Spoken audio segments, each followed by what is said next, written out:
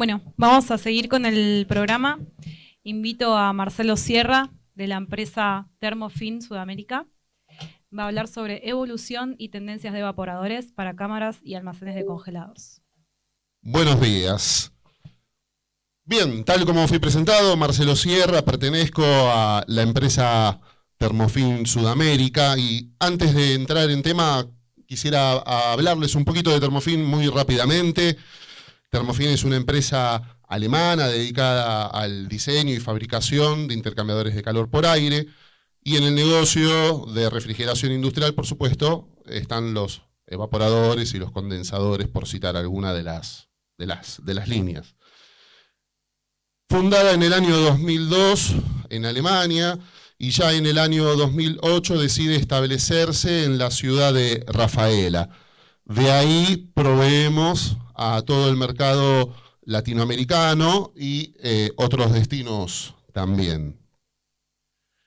Ahí pueden ver algunas imágenes de la planta.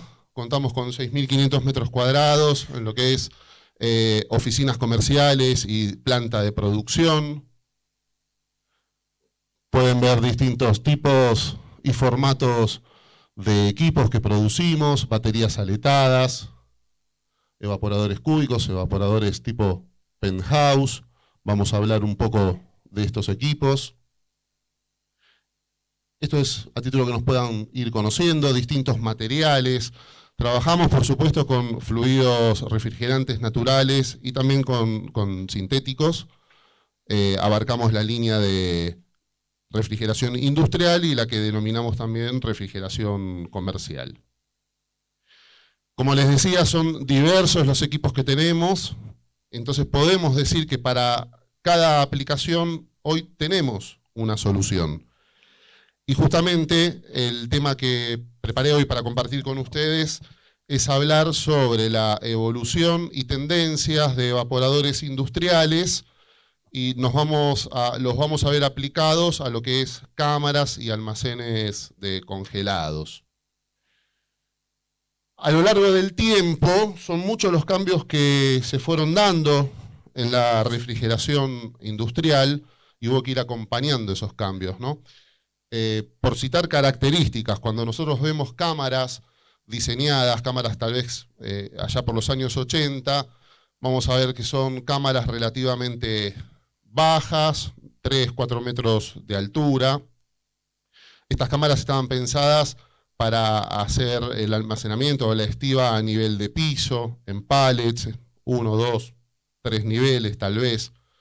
Nos vamos a encontrar con puertas manuales, tal vez numerosas puertas, y cuando hablamos de evaporadores podemos visualizar que se van a ver este tipo de evaporadores.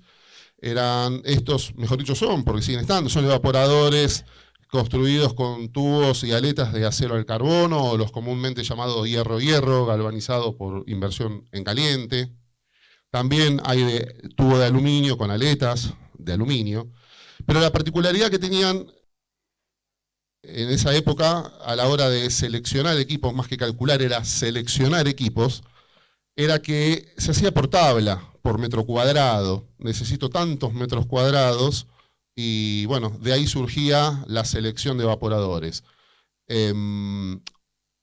Los volúmenes de aire o los movimientos de aire a la hora de calcular estas cámaras también eran siempre calculados de forma exagerada, digamos, y no era un punto a tener en consideración el tema del consumo energético de los motores, por ejemplo, de los ventiladores, ¿no? Esto lo cito como características generales y por situarnos en una época. El tema de la infiltración no era un punto que preocupaba, es decir, la infiltración de aire húmedo, sabemos, y nos toca también a todos los que estamos en refrigeración convivir con esto, si no está controlada es realmente un problema. Imagínense, antes era un verdadero problema. Entonces, ¿qué se buscaba? Tener mucha superficie, tener mucho aire. Con ese mucho aire, altos volúmenes de aire, más bien se pensaba en tener uniformidad en la cámara y también tener lo más que se pueda operativo los equipos. Entonces era todo muy, vamos a decirlo, exagerado. En los años 90 ya empezamos a ver cámaras un poco más altas, cámaras de entre 8 metros y medio, ya cámaras donde almaceno la mercadería mediante racks. Tuvieron que cambiar en grandes aspectos todo lo que es la parte constructiva, el tema de reforzar pisos por un tema de soportar la estructura. Ahora la carga o la alimentación de esta cámara es mediante autoelevadores. El tema de puertas capaz no cambiaba tanto, ni tampoco ha cambiado tanto en esta época los evaporadores. Se seguían seleccionando tal vez por metro cuadrado, por tablas, pero tal vez podemos decir que se empezó a tener un poco más de conciencia en cómo voy a distribuir esos evaporadores dentro de mi cámara. Ahí sí se empezó a tomar un poco más de conciencia, aunque todavía el tema de volúmenes de aire podría decirse que seguía siendo exagerado. Les voy a mostrar después más adelante algunos ejemplos. Yo estoy ahora arrancando con una especie de esta cronología para introducir el tema. Años 2000, vemos cámaras cada vez más altas, ya van cambiando los layouts de las cámaras, conforme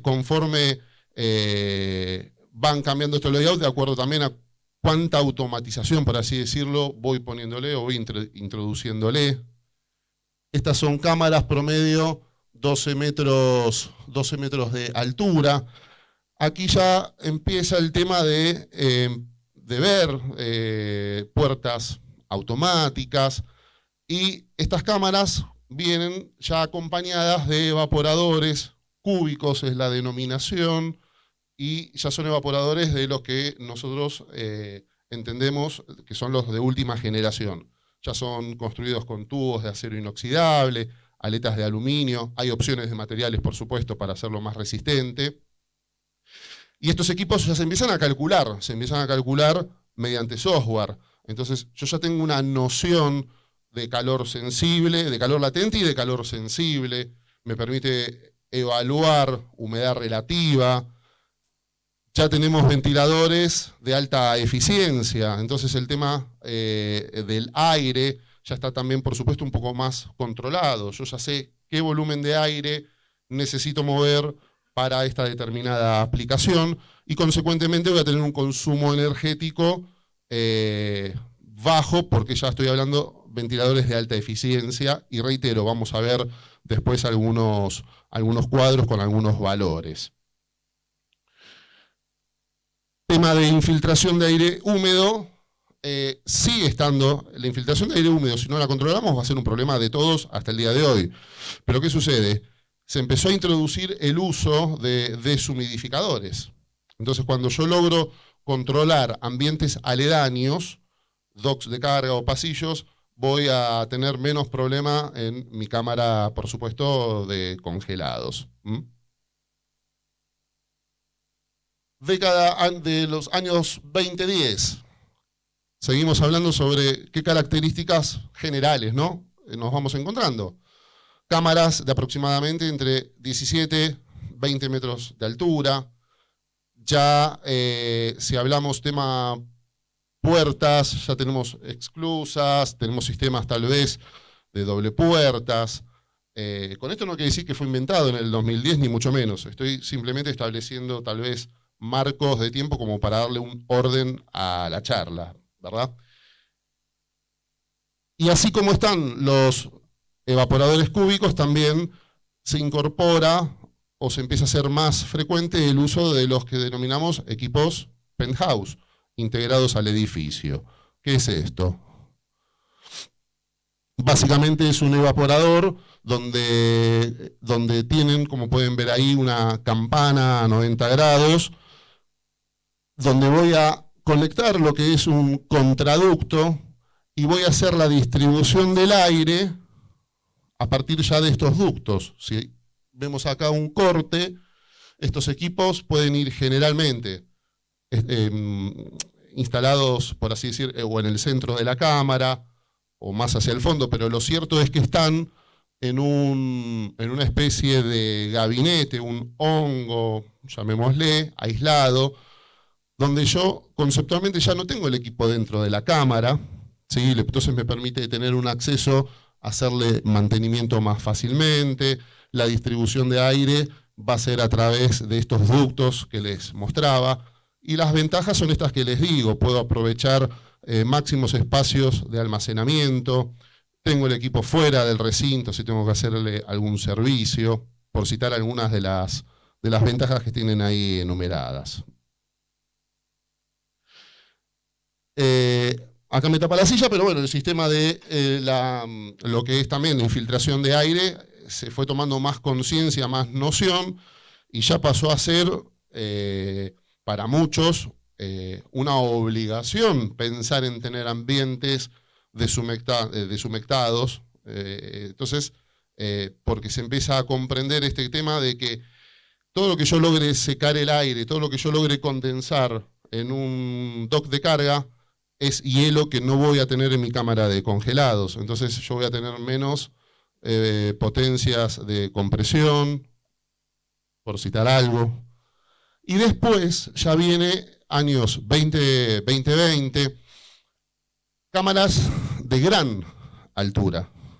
Estamos hablando de cámaras de este porte. Esta imagen que ustedes ven es muy posible que les resulte familiar. Es una cámara que está aquí en Córdoba. Hemos tenido el gusto de poder participar y ser proveedores de este proyecto. Y son cámaras, cuando ya hablamos de gran altura, y que superan los 30 metros. Obviamente acompañan todas las dimensiones: 30 metros de alto por tal vez 90, 100. Esto en Europa está también muy visto, muy utilizado, donde ya el concepto de carga es a través de transelevadores, ya son totalmente automáticas, robotizadas, no es operada por personas. El tema de puertas ya son troneras, que tienen la dimensión del pallet que yo voy a ingresar. Entonces, con esto, ¿cómo se logra? Siempre hablando de evaporadores, que es el tema que vengo a compartirles, con este tipo de equipos que se denominan equipos blowing down, que si hacemos la traducción, son equipos que soplan hacia abajo. ¿Cómo trabajan estos equipos? Para mostrarles rápidamente el principio de funcionamiento. Estos son equipos que, como pueden ver, están instalados dentro de la instalación. Soplan el aire hacia abajo, pero se aprovecha la propiedad física del aire. El aire frío es pesado, el aire frío baja y empieza a circular lentamente, va subiendo a medida va elevándose su temperatura y va a retornar al equipo. Es lo que se denomina un sistema de lecho fluido, aprovechando esta propiedad del aire. Entonces, con esto, ¿qué nos permite? No tener tantos, por así decirlo, tantos evaporadores, no tener tanta potencia de ventilación, porque yo estoy aprovechando una condición física natural del aire. Con este concepto, y por las características del ambiente, yo ya tengo si es que tengo una infiltración de aire húmedo, es mínima o casi nula. Pero bueno. Entonces, habiendo hecho esta breve introducción de esta evolución, me gustaría compartir con ustedes casos concretos, donde esto es una planta, una cámara de congelados acá en Argentina, que tiene 60 metros de largo, 9 metros de altura, 18 metros de ancho, para trabajar en una condición como ustedes ven ahí: una temperatura de evaporación de menos 30, aire a menos 23, una determinada capacidad. Los productos de almacenamiento son productos varios. De almacenamiento de congelados siempre estamos hablando. Entonces, esta cámara que opera en estas condiciones que estuvimos viendo, ¿cómo se logró el funcionamiento? Utilizando este caudal, 145.800 metros cúbicos hora, que cuando lo relacionamos a lo que es el volumen de la cámara, podemos decir que con 15 movimientos de aire, 15 movimientos hora de aire, yo logro esta condición de esta cámara. Acá en este otro caso mostramos una cámara, 1800 posiciones, es una cámara de Perú. Las medidas que ustedes pueden visualizar ahí: 49 metros de largo, 12 metros de altura. Fíjense, estamos hablando ya cámaras de distintas características, distintas alturas, distintos layouts, coincidentes en lo que es temperatura más o menos, aplicación de congelados. Y ¿cómo logramos, cómo hoy está trabajando esta cámara? Bueno, con casi 106.000 metros cúbicos hora de aire. Y si comparamos o relacionamos este caudal de aire con el cubicaje de la cámara, vamos a poder ver que trabaja con 10 movimientos de aire. Entonces, si volvemos a los años tal vez 80, a la vieja, tal vez a la vieja escuela, y teníamos que calcular, imagínense que teníamos que calcular digamos, evaporadores para esta condición de capacidad, para una cámara de 30 por 30 por 5 metros de altura, es decir, ya estamos hablando de un cubicaje de 4.500 metros cúbicos de cámara. Paso a tener 30 movimientos hora de aire, pero no es que paso a tener, acá era lo que se adoptaba. Ustedes recuerdan que decíamos, vamos a seleccionar un equipo de tantos metros cuadrados, y ¿cuánto le damos de aire para asegurarnos la uniformidad en esta cámara? Vamos a tener infiltración, y pongámosles 30, 40 movimientos de aire. Se le ponía esos 30 movimientos de aire, consecuentemente había que tener evaporadores que muevan, en este ejemplo, 135.000 metros cúbicos hora de aire. Conclusión, ¿cómo lo lograba? Con 4 evaporadores de 2 ventiladores de 3 HP cada uno.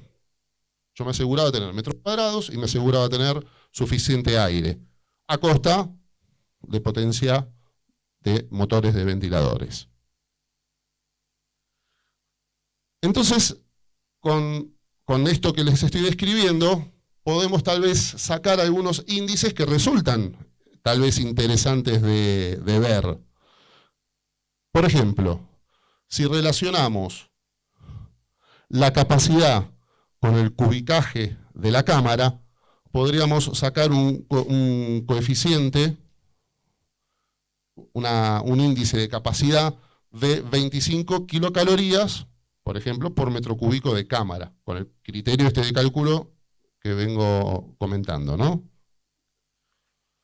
Ahora, si yo cruzo la potencia de ventiladores, habíamos dicho que para lograr esta condición teníamos que tener, eran 24 HP de motor.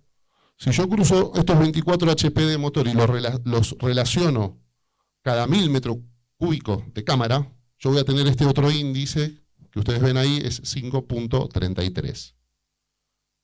La pregunta es, ¿y para qué saco, o para qué, Marcelo, me estás contando estos índices?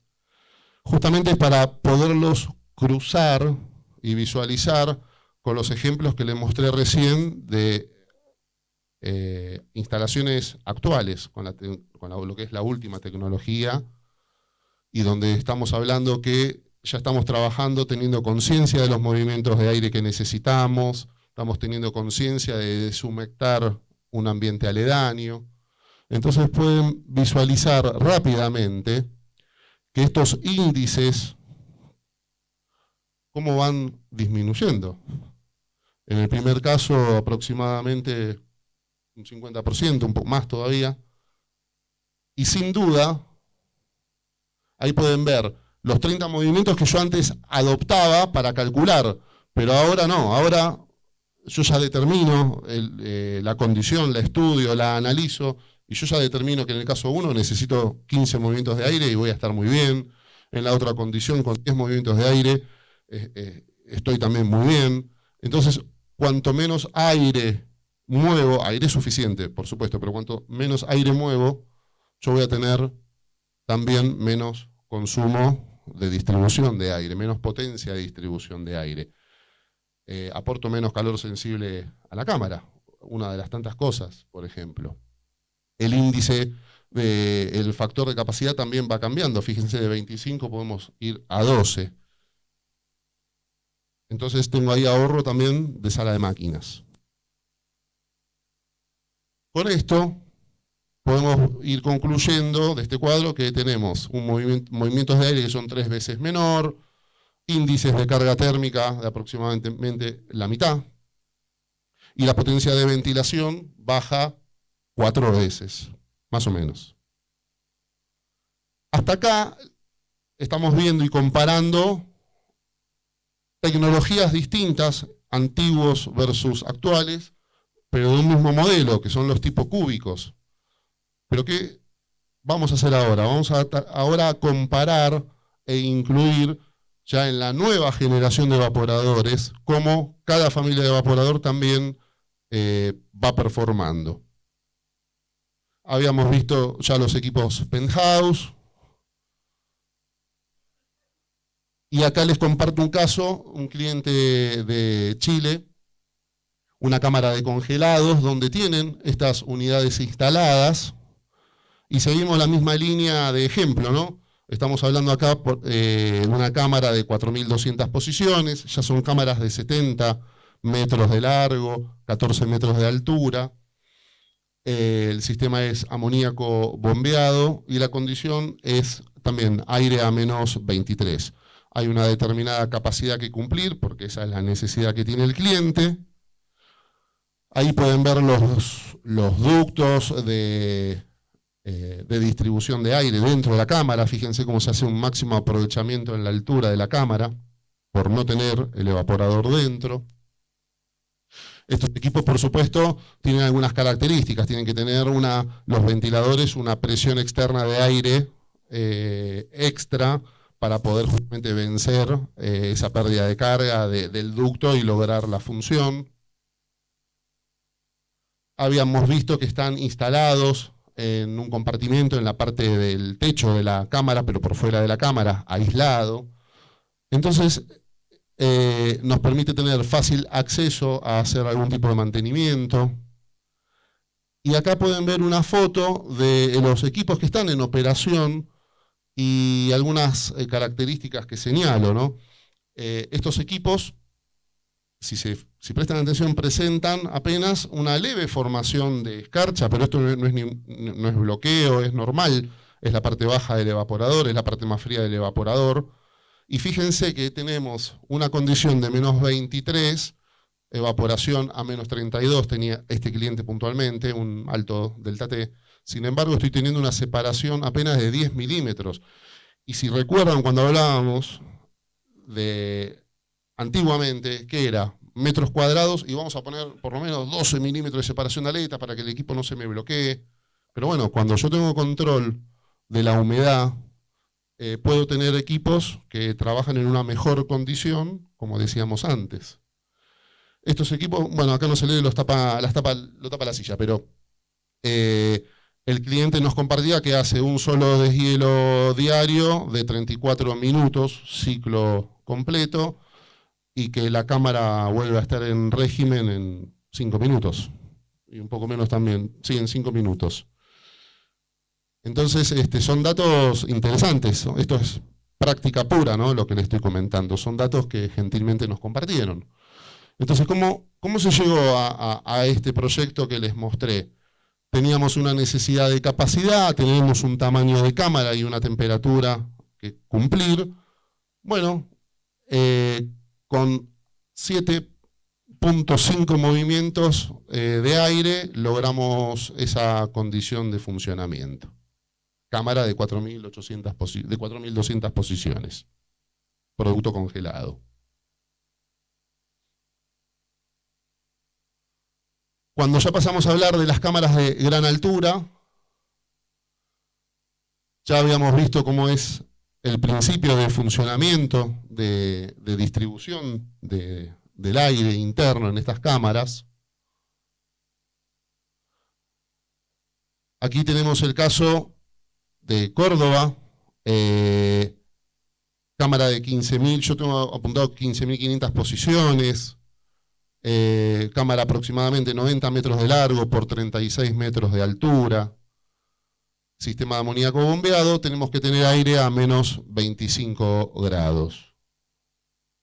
Acá está en la primera imagen, por supuesto, pueden ver que esta condición se logra tan solo con 3 evaporadores.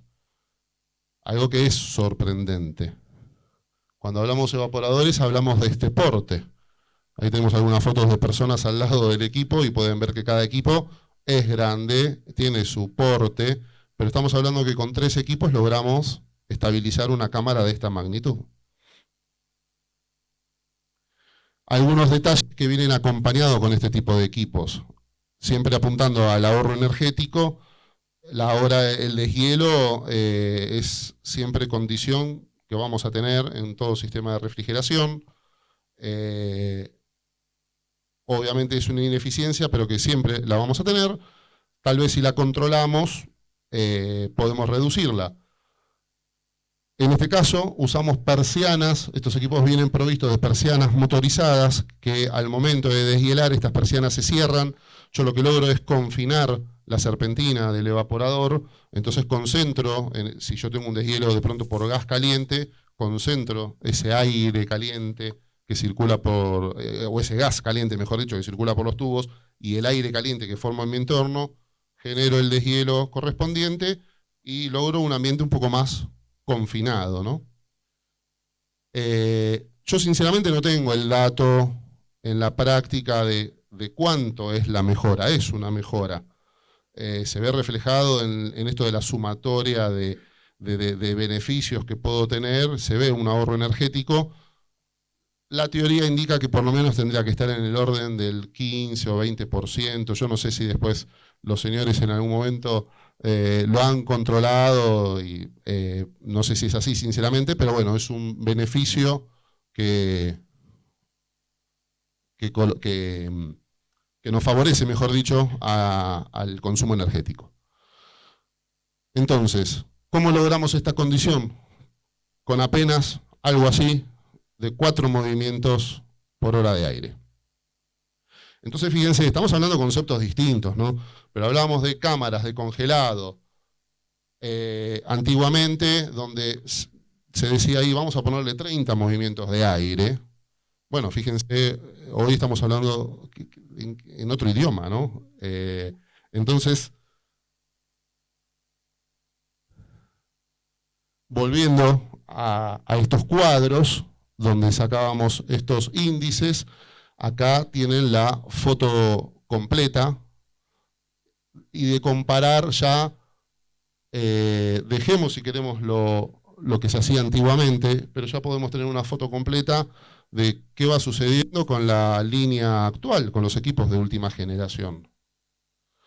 Entonces, ahí como coloco, ¿no? Que actualmente los diseñadores buscamos soluciones, por supuesto, que permitan y aseguren una adecuada distribución de aire, pero, por supuesto, mirando el consumo energético. El secreto y como decía el ingeniero Brillante, también, no hay magia en esto. Los evaporadores, por supuesto, estamos hablando que estamos tecnológicamente un paso adelante, pero esto se hace controlando infiltración. Si yo controlo mis ambientes aledaños, me simplifico la vida en mi cámara de congelados, ¿no? Entonces, bueno, como conclusiones al tema planteado hoy, dijimos, hay 2 factores fundamentales que nos va a permitir reducir estos índices, así como les fui mostrando. La reducción de infiltración y las recirculaciones adecuadas de aire. Cuando controlamos la infiltración ya hemos visto que puedo lograr una disminución considerable de hasta 5 y 6 veces el índice de carga térmica y consumo en sala de máquinas también. Y bueno, la conclusión final es que, bueno, obviamente tantos los propietarios de centros de distribución o de instalaciones frigoríficas, como así también los operadores logísticos que prestan el servicio, buscan tener un bajo costo de inversión y un elevado ahorro energético. Quedó mostrado en el cuadro, y con esto estaría finalizando lo que es la charla. Espero si tienen algunas preguntas o algunas inquietudes para hacerme.